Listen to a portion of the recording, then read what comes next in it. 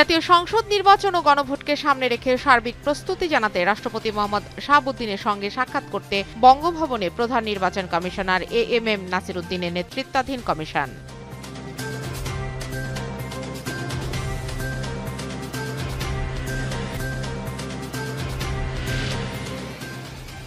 রাজনৈতিক দলগুলো ক্ষমতায় এলেও তত্ত্বাবধায়ক সরকার ও বিচার বিভাগের স্বাধীনতায় হস্তক্ষেপ করতে পারবে না, মন্তব্য আইন উপদেষ্টা ডক্টর আসিফ নজরুলের।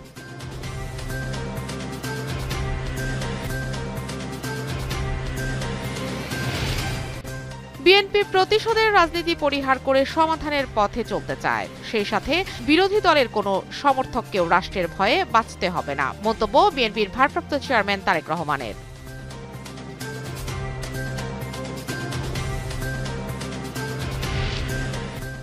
দুর্নীতি, সন্ত্রাস বা ফ্যাসিজমের সঙ্গে জড়িত অভিযোগ পেলে প্রার্থিতা বাতিল হবে, জানিয়েছেন জাতীয় নাগরিক পার্টির আহ্বায়ক নাহিদ ইসলাম। দলটির অস্থায়ী কার্যালয়ে এক ব্রিফিংয়ে তিনি এসব কথা বলেন।